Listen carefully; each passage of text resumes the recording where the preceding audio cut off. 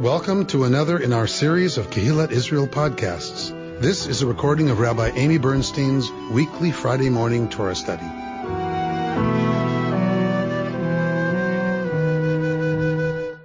We are in Parashat Bo this morning. Since we're in the first year of the triennial, that means we're in the beginning of the Parsha, which puts us at the beginning of chapter 10 in the book of Exodus. We, of course, are not reading, because we're reading the first third of every portion, we're not reading the second and third third of every portion. So we're coming into the middle of the action every time. We've skipped 2/3, right, of a whole portion here. So exactly right.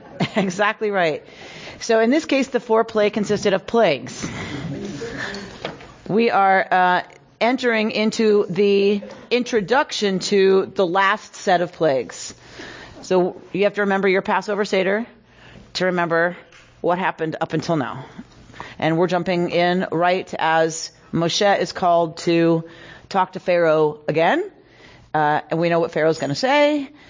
And then we're going to get the plague of locusts. So the plagues go in, if the way scholars have looked at the plague narrative and how it's constructed, the plagues go in 3 sets of 3, and then there's Makat Bechorot, the slaying of the firstborn. And there's a pattern for each of the 3 sets of 3s. There's the same pattern. Either Moshe speaks and warns, or he doesn't, or Aaron does something, or he doesn't, right? It's the same in each of the 3 sets of plagues. Like for the first plague in that series, X happens. For the second plague in that series, Y happens.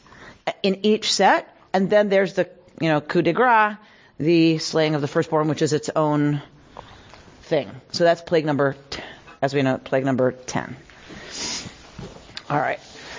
So we are used to hearing the story. We know this story. We know the story better than a lot of stories that we think we know, right? Because we hear this around the Seder table every year. And even for those of us who don't really read, okay, this is going out over the podcast, who don't really read the plague narrative every year, or even necessarily the whole narrative every year, it's still so burned into our consciousness about, right, that evening. And we've heard it since we were, young, whether we grew up Jewish or not, people, right, have been exposed to this story. So I want us to do what we always do, which is take what we know and set it aside. Right? Take our assumptions and set them aside, and let's look at the text the way we always do and enter this moment differently than, oh yeah, I know this part, right? All right. So let's look at verse 1 of chapter 10.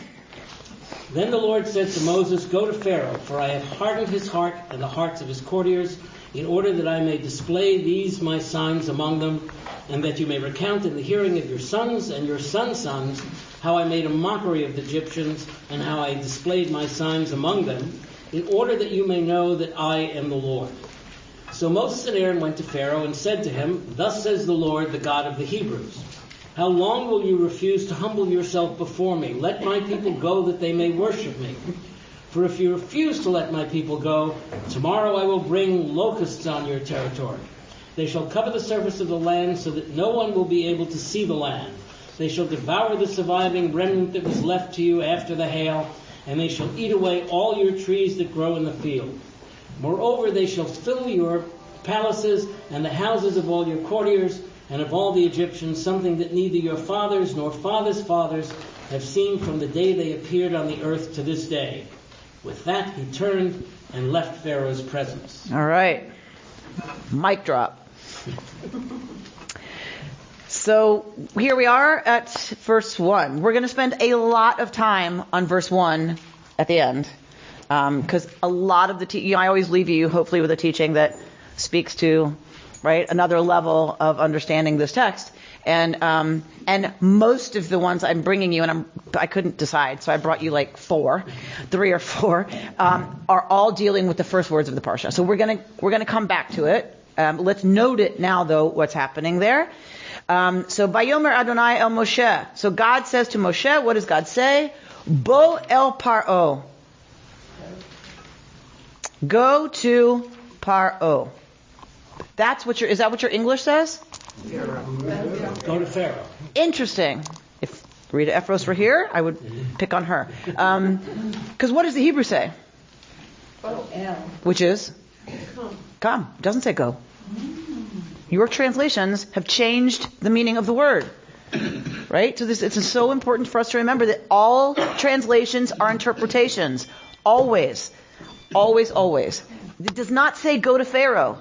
It says Bo el Paro. Come unto Pharaoh and say unto Pharaoh.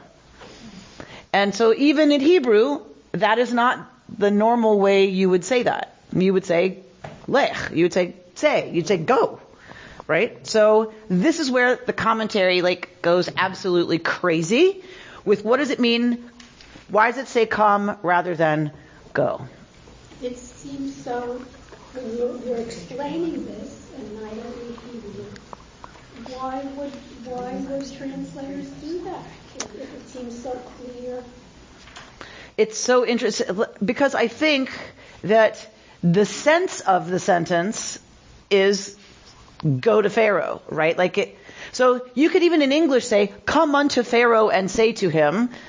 But if you were going to put it in regular English, if someone said, come unto Pharaoh, if you were to say, what does that mean? You would say, go to Pharaoh, right? So it's not, and I'm lifting it up and hammering it, not because the translation is wrong. It's that it's translated what it means, probably what the idiom actually means, into normal English. What I hate about that, though, is that we lose all of the nuance of the Hebrew, that there are hundreds and hundreds and hundreds of years and pages written on the Hebrew not being the normative way to say that idiom. Does that make sense? So they're not wrong. JPS isn't, or whoever, isn't wrong. It's just not as right as I would like it to be for people who don't read Hebrew, right? Who don't know that otherwise. Come unto Pharaoh would be much more in keeping with the Hebrew, and then you would understand the commentary that says, why does it say come instead of go? Come into is much more conciliatory than go. I mean, that's a stronger command. I think come, just enter into his presence. Go means go, wait to be invited. Right. And stand there. To me, come means just, you go right in there. Because the Pharaoh says, come. So already in English, you can see that we have differences around how we hear go means, okay, you'll go do something, but it doesn't say anything about Pharaoh or his presence, right? Come unto Pharaoh means get into his face, get into his presence, right? Well, Reuben?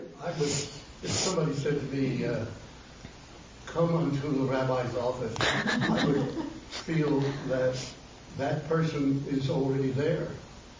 So this is another very important point. Come insinuates you're there. And who's talking here? The God. The God. Right? So God is talking here. George? God said, wait, George has got to say that. Come unto me is the standard thing. Come to me. And that the next line says, for I have hardened his heart. So I am in fact acting as the Pharaoh. So when you talk with the Pharaoh, you are in fact talking to me because I have hardened his heart. Because I am there. I am there. Yes. So that's exactly where Rabbi Rami Shapiro goes. And we're going to see his beautiful explication of exactly that. That you say come to a toddler, right? Come to me, right? Come, and that suggests I'm there. So if it's God talking and God says come unto Pharaoh, then God is Pharaoh? Rabbi Rami Shapiro says of course. Because God is reality, capital R. God is not all the touchy, nice, lovely, fluffy candy things that we want. God is the all of it. And we split off what we want to deal with about reality and call that God. But in fact, God is the whole business. And that includes the dark and the terrifying and the oppressive and the scary and the horrible. That's a lot to sit with. That's a lot to sit with. And you miss it if all you see is go unto Pharaoh, right? Go to Pharaoh and tell him. Bert, you were going to say something? George said it. Oh, good. I was going to say the same thing. Okay, good. But there's the implication that God is behind what's happening with the Pharaoh, and that God is present there. So when it says come, it's like, come, watch what I'm going to do.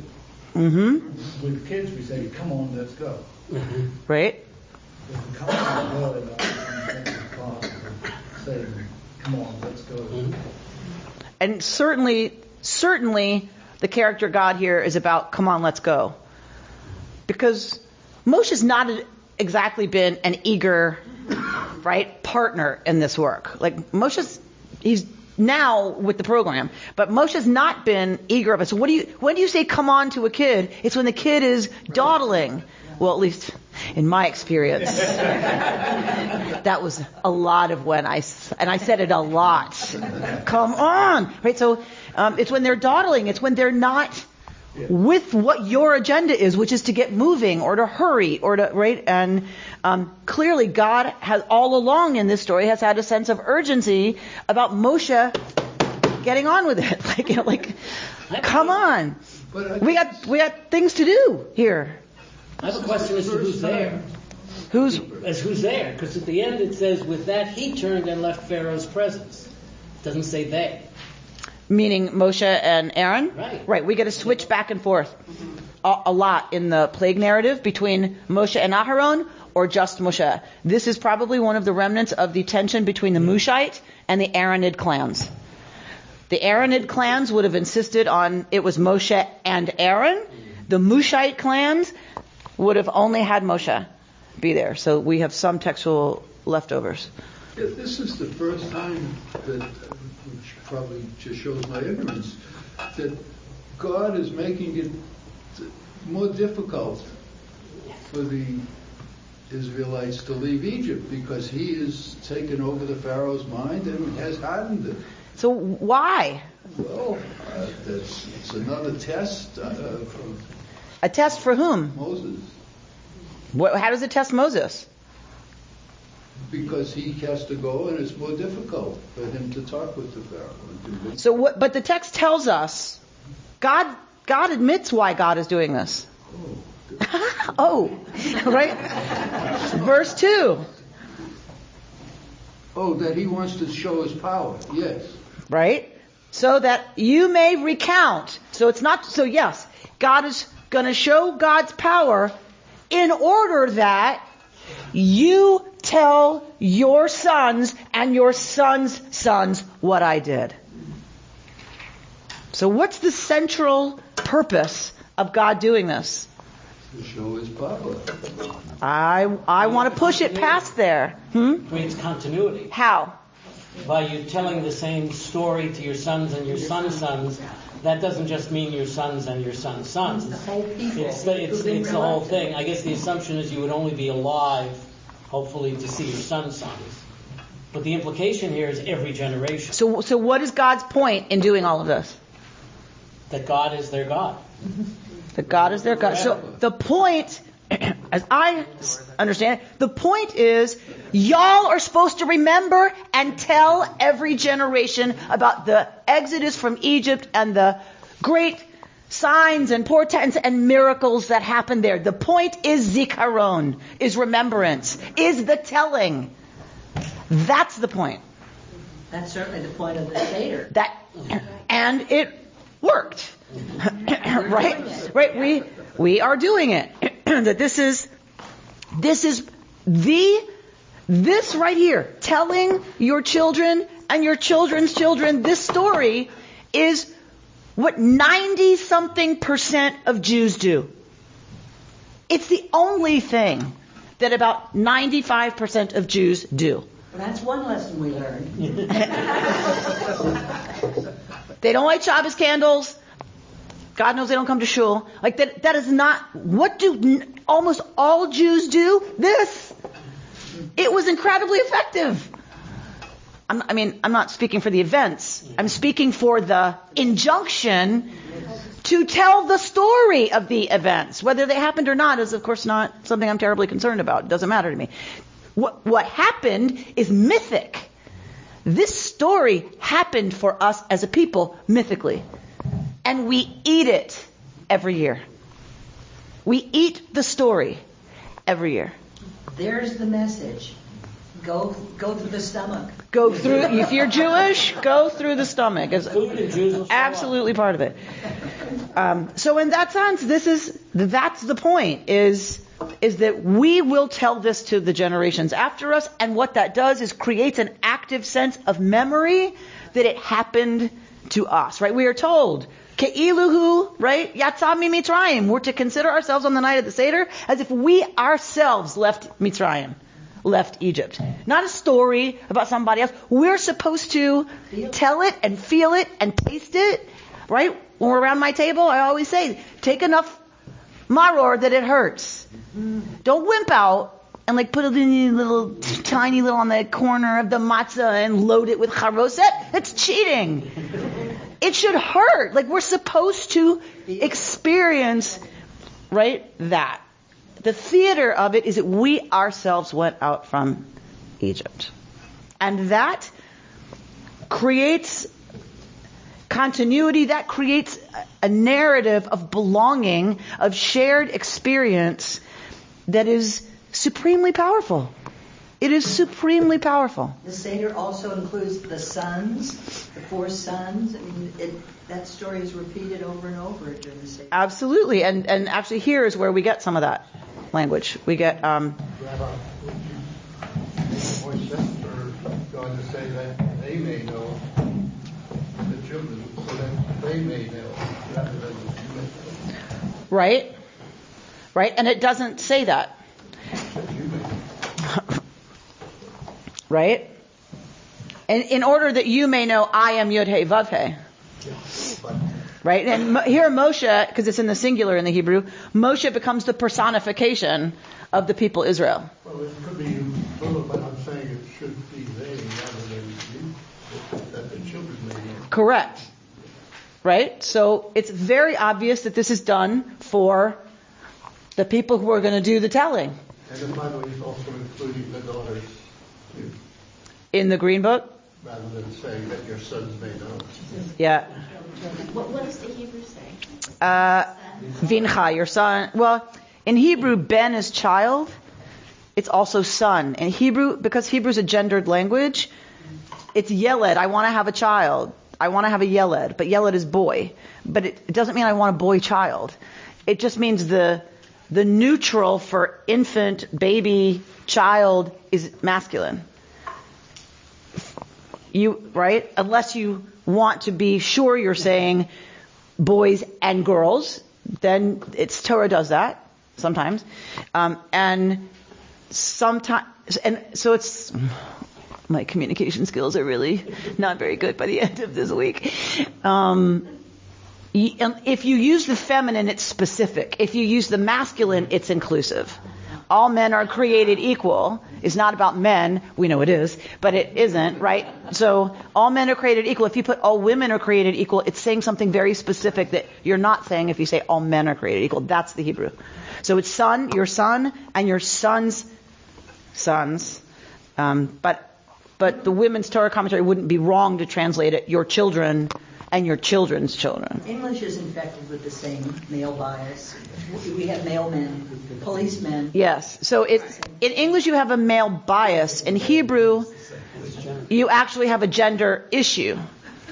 Right? So in Hebrew, like in other Romance languages, the table is actually masculine or feminine. There isn't... Yes, we have a gender bias, but we also have neuter that we can use in a lot of instances. There is no neuter in Hebrew, so I forgive Hebrew a little more than I forgive English. Because there's no way around it in Hebrew. It has to be masculine or feminine. There's no it in terms of referencing objects or people. All right. What's happening now? So Moshe and Aaron went to Pharaoh and said, right, thus says Yud He Vav He, the God of the Hebrews, making it clear who this is, right? How long, and this is God speaking, Moshe speaking as right, the prophetic voice here. How long will you refuse to humble yourself before me? The me being Yud He Vav He, of course. Let my people go, that they may worship me. For if you refuse to let my people go, tomorrow I will bring locusts on your territory. They shall cover the surface of the land so that no one will be able to see the land. So that means a swarm of locusts. That is a terrifying occurrence in this part of the world. It happens, and it's terrifying. I will read you, because I just found it fascinating, from my notes that say, the locust swarm has always been one of the worst scourges to afflict humanity. An area of 1 square kilometer can contain 50 million such insects, which in a single night can devour as much as 100,000 tons of vegetation. 100,000 thousands of stuff, of vegetation. So more than 1,000 times the total amount that we raised during the High Holy Days. There you go. That's a lot. That's a lot. So if you think of that, think about how absolutely terrifying that is. So, because we had a plague that dealt with the agriculture before, right? What was that? Hail. So hail comes and, right, destroys crops. Because if you're talking a plague, you're not talking like little drops of hail, right? Like, hailstorm, right, destroys crops. So what's left, the locusts are going to come and completely consume. And it will be so much that you won't see the land. There'll be that many insects. And if you see a swarm come in, right, it's going to block also the sun, right? So it's I think, a very interesting foreshadowing of what's coming, right? Is that the locusts darken the sky, and then the next thing that's going to happen is darkness darkens the sky. And then the absolute worst, which is death, comes in the middle of the darkness, right in the middle of the night. So it's getting, these last three are getting increasingly terrible and frightening and devastating to the people. Is there a commentary about darker and darkest? I can't imagine that I made it up, so I'm sure I read it somewhere that that this is one kind of dark, then comes the plague of darkness, and then comes the worst of all, which is literal and metaphoric darkness, right? That's as dark as it gets as your child dies. All right. I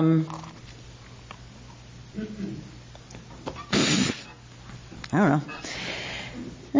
Okay, they shall devour the surviving remnant that was left to you after the hail, and they shall eat away all your trees that grow in the field. So now we're talking about the food supply for Egypt, right? Now you're talking about the people being at the edge after this of possible starvation. All the supermarket shelves are empty. Yep. Totally empty. Yep. They go further. They say in the text, not only will this happen in terms of the locusts devouring your crop, what's left, because that's presumably something that has not happened. It has happened before, right? But they say, but beyond that, they're going to fill your palaces and your house. Right. So that's where we're going now. Okay. So and verse 6, and so it's going to go past what locust swarms normally do, which is finish eating and fly on. Move on. They will fill the palaces and the houses. What else did this? The courtiers. What else did this? Filled everything? Yeah. The darkness. Frogs. Frogs. Oh, frogs. Right? Don't you know the song about frogs in his bed and frogs on his head? They were everywhere, even in his underwear. Right, so. Oh, yeah. Is that a song? Oh, yeah. Oh, yeah. The things some of us have to do to pay the bills. Can I just tell you? You shouldn't know from some of the things we have to do. So it's going to fill the palace and the houses of all your courtiers and of all the Egyptians. Now, notice the parallel language here. Something that neither your fathers nor fathers' fathers have seen from the day they appeared on earth to this day. Do you see the bookend? What's the other bookend? The children and the children's children. Talking about the future of the Israelites. Something that it's looking forward, that you're going to tell your children and your children's children, because it's about their future, and here it's talking about Egypt's past, because it's going to, be the end for Pharaoh and his whole retinue and his whole army. All right. Bert, want to go to 7? Oh. Pharaoh's courtiers said to him, "How long shall this one be a snare to us? Let the men go to worship the Lord their God. Are you not yet aware that Egypt is lost?" So Moses and Aaron were brought back to Pharaoh, and he said to them, "Go, worship the Lord your God. Who are the ones to go?" Moses replied, "We will all go, young and old. We will go with our sons and daughters, our flocks and herds, for we must observe the Lord's festival." But he said to them, "The Lord be with you, the same as I mean to let your children. The Lord be with you, the same as I mean to let your children go with you. Clearly you are bent on mischief. No, you menfolk go and worship the Lord, since that is what you want." And they were expelled from Pharaoh's presence. All right. English is difficult. Because the Hebrew is tangled. The Hebrew is really tangled. There's just no way to render it that isn't awful in English. So the Pharaoh's courtiers say to him, so now we've got a break in ranks, an open break in the ranks between Pharaoh and his courtiers, right? That they are now saying, get rid of this guy. Why are you keeping this guy around? How long is he going to be a snare to us? Because what has Moshe been saying? We need to go worship God for 3 days, right? Not exactly the biggest truth ever. So finally they're saying, fine, let the men go worship their God. Who cares? Look at this business. Are you not yet aware that Egypt is lost? So the courtiers believe Moshe and his God have won. It's over for Egypt. Egypt is lost. Let them go. Give them what they're asking for. So a clear division now within the palace. So Moses and Aaron were brought back to Pharaoh. So they're summoned this time. Moshe and Aaron are summoned and don't say anything. Right? So that's got to freak Pharaoh out a little bit. Right? They just threatened him and left. And now Pharaoh calls them back and they don't say anything. And so Pharaoh has to speak. Right? Go. Worship Yud-Heh-Vav-Heh, your God. Who are the ones to go? And Moshe replies, we will all go, young and old. We will go with our sons, our daughters, our flocks, and our herds, for we must observe the festival of Yud-Heh-Vav-Heh. Chag Adonai. Right? The festival to Adonai. But he said to them, and this is where it gets really tangled, Yehi chen Adonai imachem. So it will be so that Yud-Heh-Vav-Heh is with you, just as I will send y'all and your little ones. See, look, ki ra'ah neged panechem. Evil is before your faces. So the English is rendering ra'ah neged panechem obviously as you are up to evil intent, right? You're not telling the truth. And why is Paro assuming that? What makes him assume that? Don't they assume that just the men are the ones who deal with God, and that if they're taking the kids, that there's something else going on here? Absolutely. He wants to hold the kids hostage. And your herds? The guys come back. Your flocks? What up? I didn't come down with yesterday's hail, says Pharaoh. I know what you're up to. Forget about it. So he wants to hold them hostage. He wants to hold them hostage. No, he says. Right? L'chu, you men can go. Hagvarim, the males. Ve'ivdu et Yud-Heh-Vav-Heh, and serve, worship. It's the same word in Hebrew. God. Right? Since that's what you asked for. That's what you want. And This is Pharaoh trying to be a negotiator, trying to convince Moshe that this is what Moshe wants. That's not what Moshe wants. Moshe wants everybody to go, but a good salesman, right, is going to say, okay, fine, you can let the men go since that's what you want so badly. Right? And then Pharaoh kicks them out. It's amazing to me that Pharaoh is still negotiating at this point. You know, you'd think he'd be like, go, go, go. Well, he's got his That's his work. warriors who were pushing him to make a deal. Yeah, but God has hardened his heart. Yeah. So to George's point, it is a wonder that Pharaoh would be stupid enough to continue to negotiate. However, we have the intervention of Yod Heh Vav Heh, hardening Pharaoh's heart. And it's been a constant source of commentary and exploration by the rabbis about what does that mean. How can God, if God is just, how can God hold Pharaoh accountable for behavior that God's self has influenced? That feels like a God who's cheating at the game. And in general, setting it up for failure. Setting Pharaoh up for failure. So in general, the commentary seems to go along the lines of, because the rabbis have to defend, obviously, they have to defend God. They have to defend this character God and what this character God does. We don't, but they do. So in needing to defend this God, the rabbis say, well, really, it's that Pharaoh was already a terrible despot and tyrant, and God just nudges it along. Had Pharaoh chosen to do something else, had chosen to listen and be receptive and whatever, and mitigate some of the horrible circumstances of the people, then perhaps God wouldn't have intervened in this way. We also need to make Moshe the hero. 100%. Moshe has to be the hero. Speaking for God, though, right? Moshe doesn't really do anything. It's God who does it.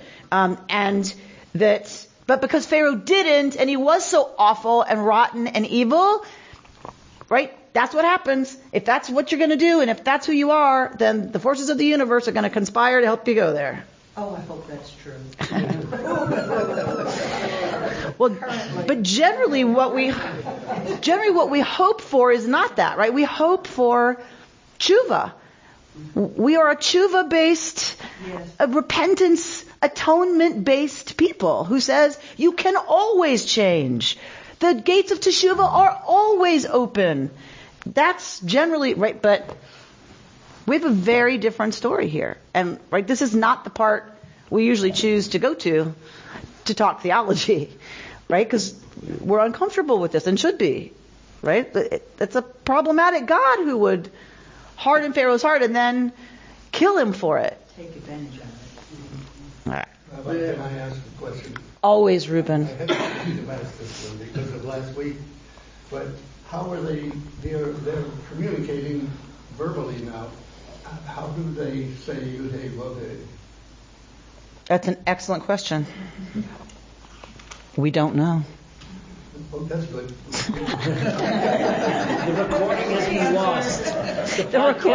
The recording has been lost to us, this episode. Small point. That in the women's translation, this is on, and it says notables instead of men in the beginning. It says, let their notables go to worship the God. In what Bert read, it said men. Where are you? This is... verse what? Verse what? There is a number. 7. Before 8. 8 is in the middle of the paragraph. Maybe 7? That might be 7. Just a guess. I didn't see the 7. You know, you can't get anything past this group. What a group. All right, So it says, let their notables go, which is fine, except the next paragraph is all about men. I just point that should not be one of the places where they change it, but that had... Shlach et anashim. Send the men. Yeah. Send the people. Since we digressed already, I have to need one more digression. When the books don't agree with each other. One says we will all go regardless of social station, and the other book says regardless of age. And I'm wondering if social... We will all go, verse 9? It's just, yes, in verse 9. Right. That's right. It says young and old. Yours says, one says young and old, and the other one says regardless of social station, and I'm wondering whether social station lowers as you get older? No, it's not social station. It's not arenu, our youth, uvaziknenu, and our elders, our elderly. Okay. Nelech will go. That's a bad translation. Yeah, well, or they have I'm sure they have a good reason for translating it as social station, but it's not evident in the Hebrew. Okay. Like if they mean that we gain status as we become elders, possibly, because in this culture, That's what I was... elders would have had way more status than youth. Youth means teenagers and right.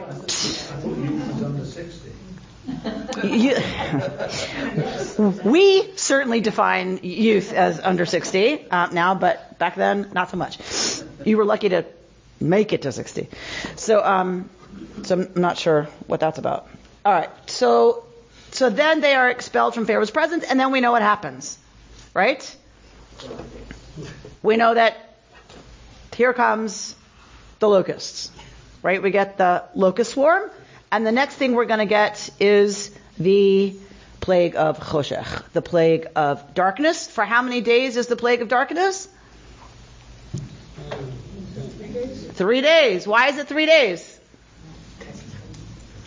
That was going to be the length of the festival. Because that's how long they wanted to be out in the desert worshiping God for God's festival, a 3-day festival.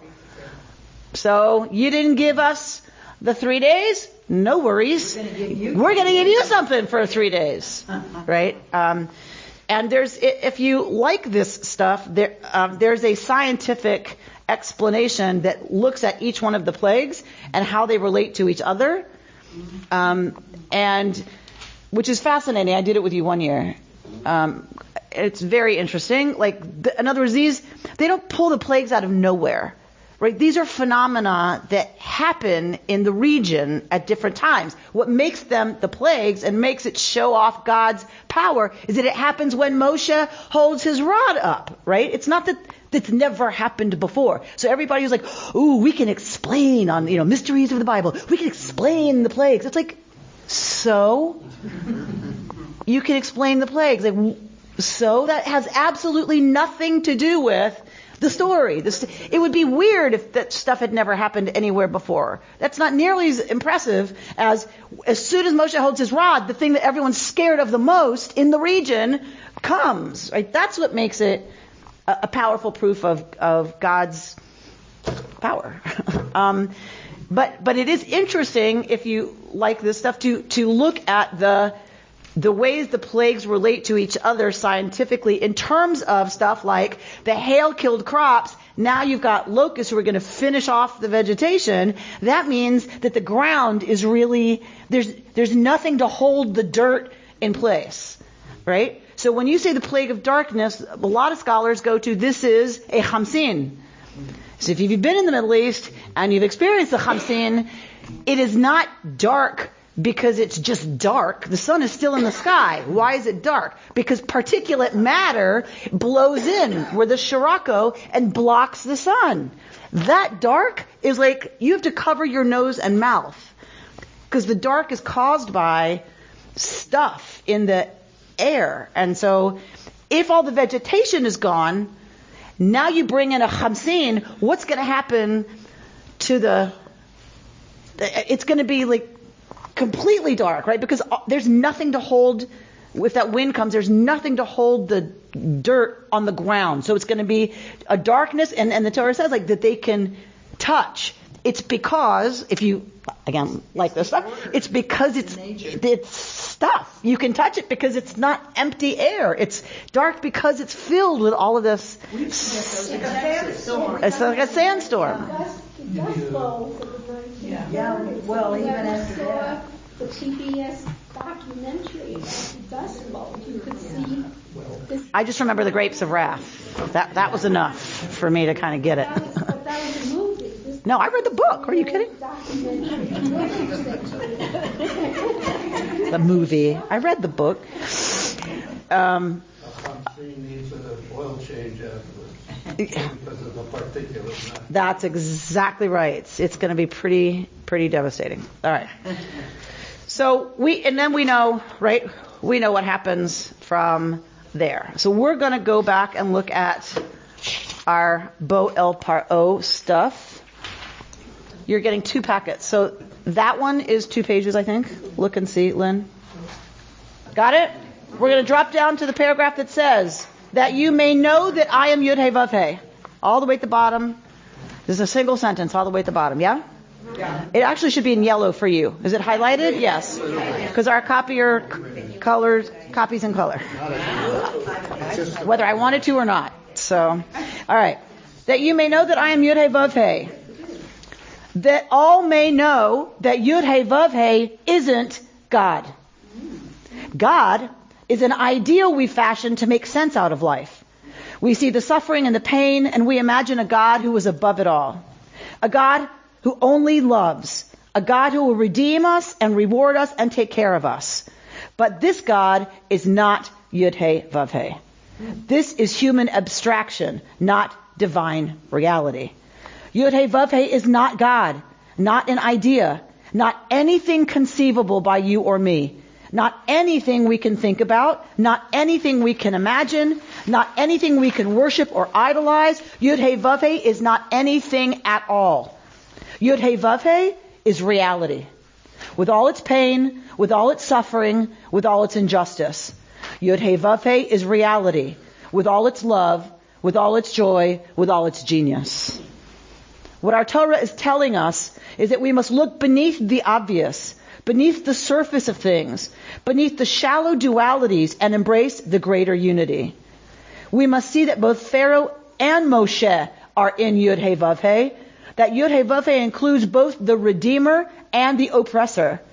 We must see that we, as expressions of Yud He Vav He, made in the image of Yud He Vav He, also contain Moshe and Pharaoh, Redeemer and Oppressor.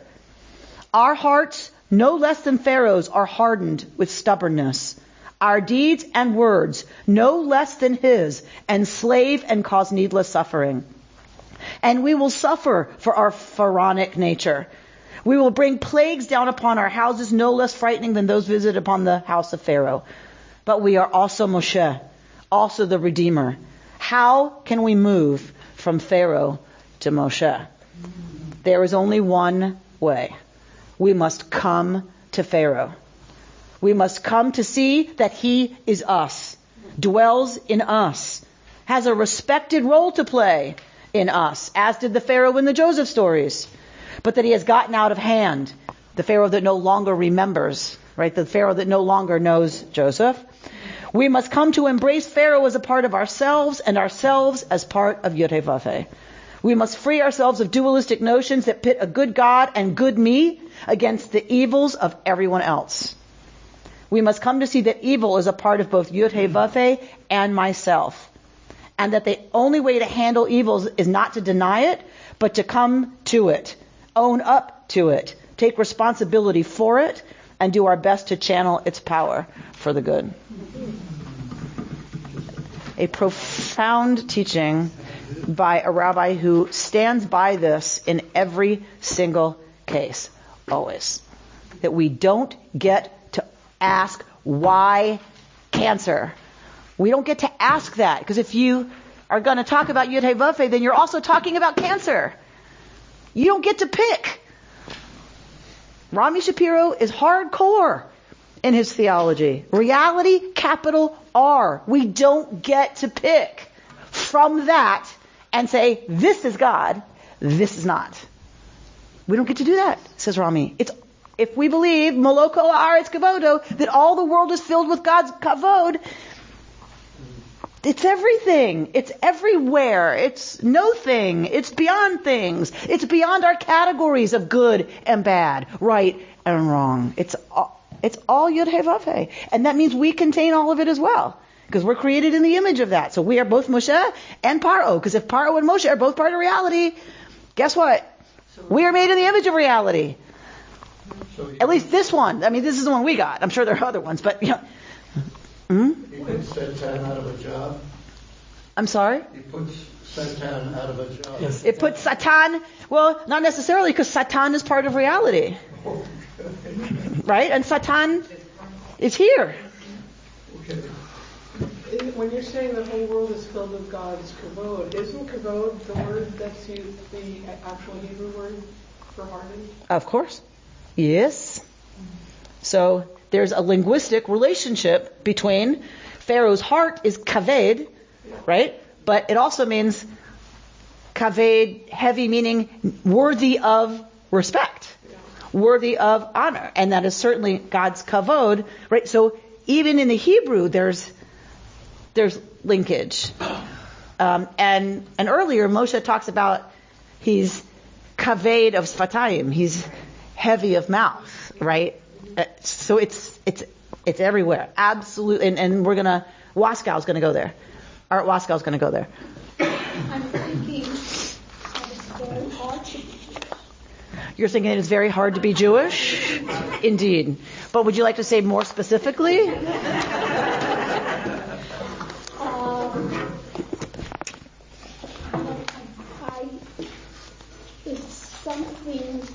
If something bad is happening to me and I'm a good person,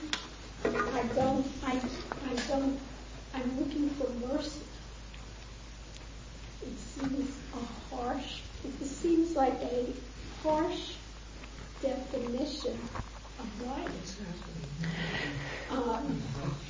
Unless, if something bad happens to you and you ask for mercy and you're not rescued from it, what kind of life is that then?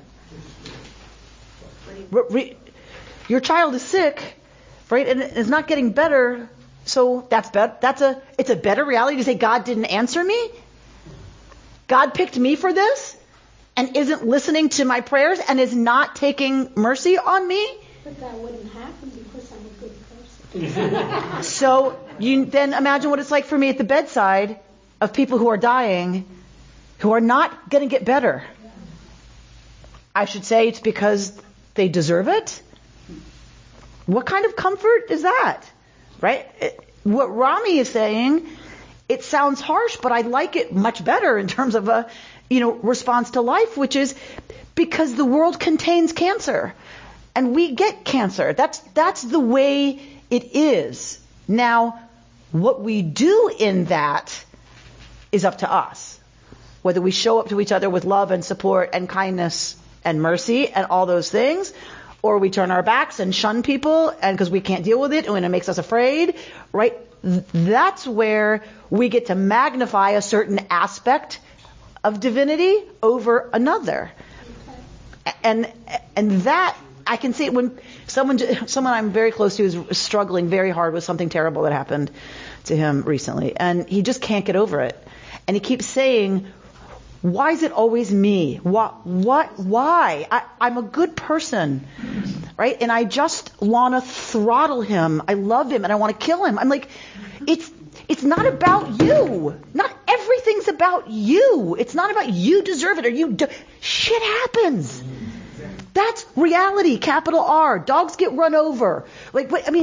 Stuff happens and it's not about you. I am ready to sit with your suffering all the day long. And I will be here on the other end of the phone cooking dinner, whatever you need. But not to listen to, why did this happen to me? Because I don't have an answer for that you're going to like. Right? Because I don't find meaning. I don't think there is meaning in why it happens to an individual, because then I'd have to believe that something is making that distinction and decision. And that, I know all of us have seen too much suffering of innocence to go there.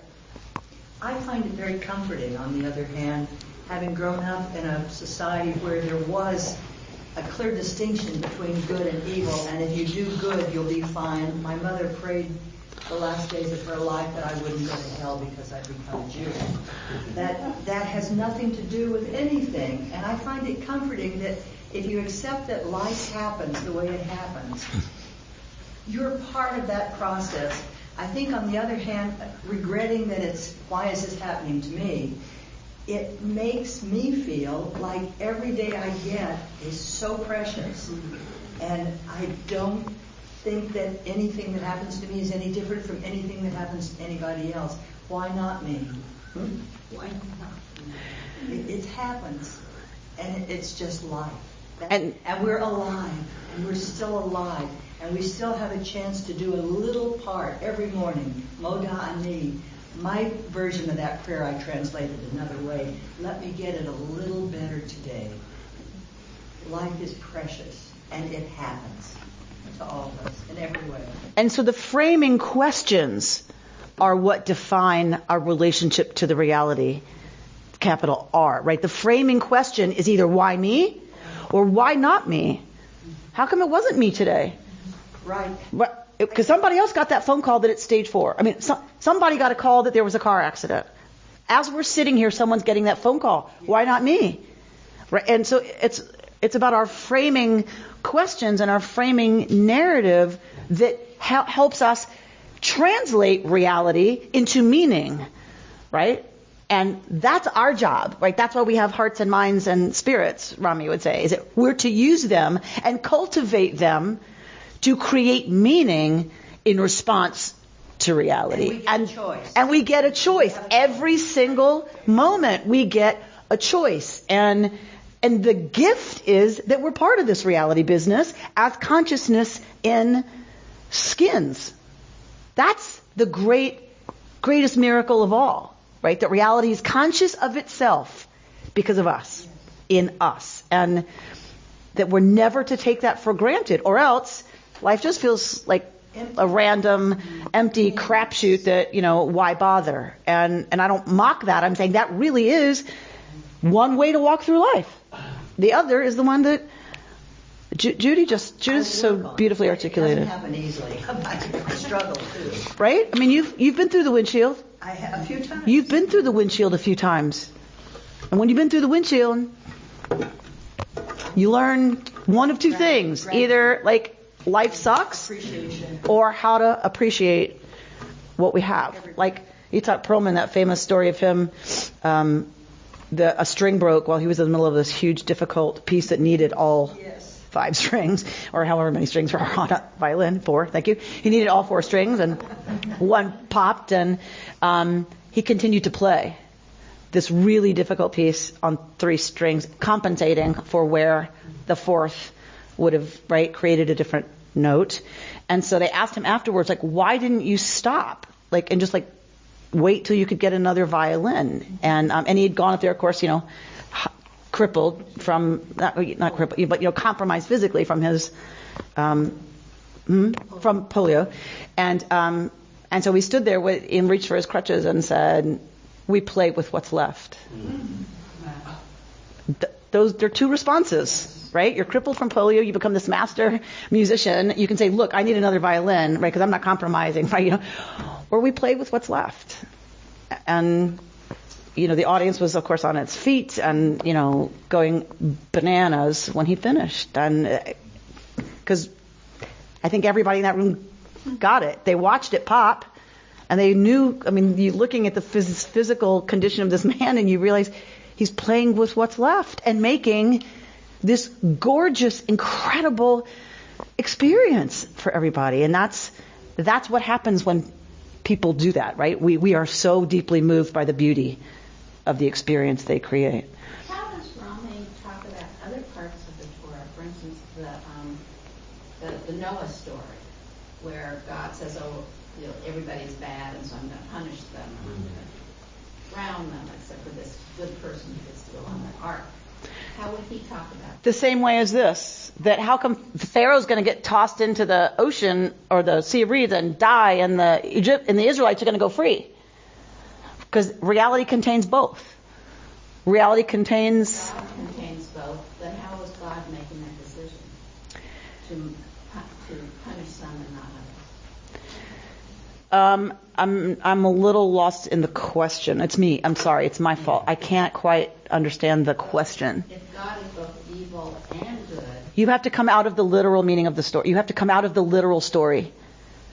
You have to come to the symbolic level. So what does it mean? Some people, right?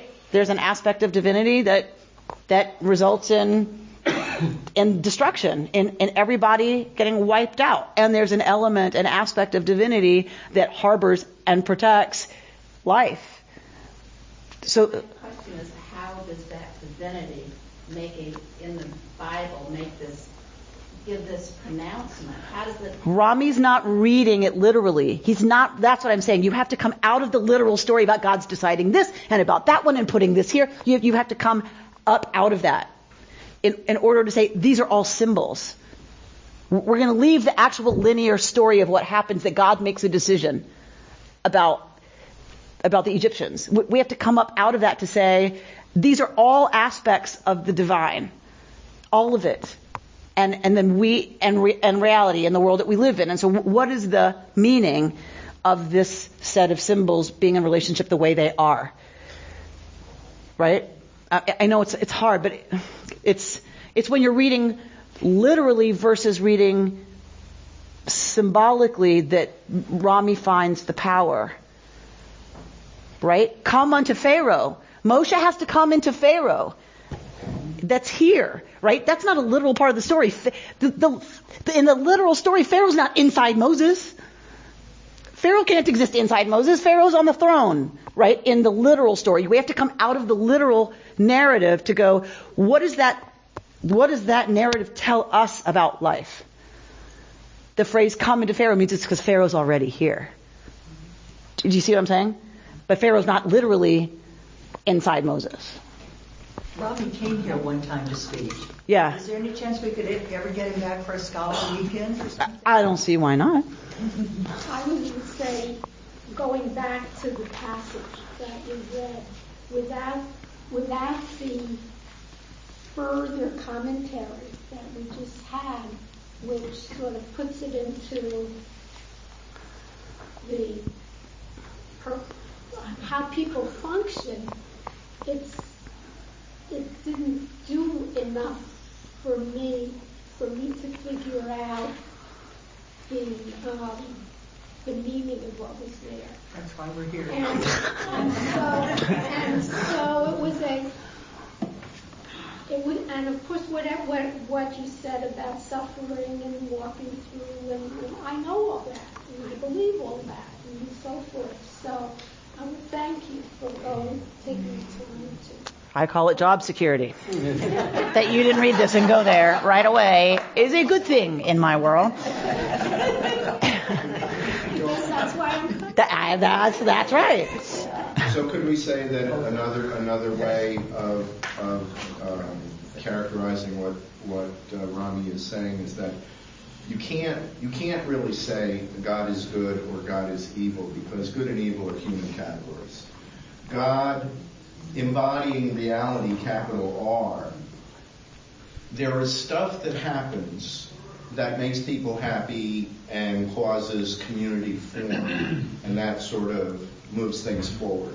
There's also stuff that happens that hurts us, and depending on how we choose to respond to it, we can fall in on ourselves or fall in on our communities and shrivel up. Or we can also reach out to others and form communities to pull ourselves out. Okay? But all these things, but characterizing it as good or evil is ultimately pointless. Yes.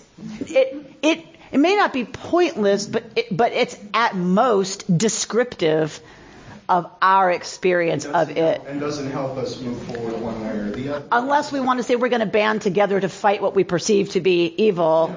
Yeah. So yes. So it's all subjective, right? And descriptive at best, to use those words, but in reality it just is, right? Without human beings to worry about it, it just is.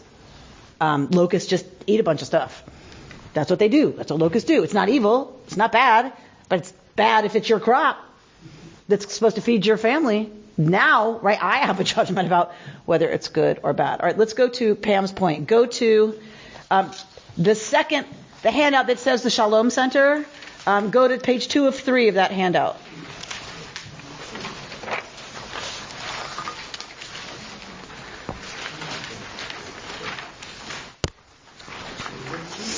right? Where it says translations say, go to Pharaoh, but Bo means come, not go. You got it?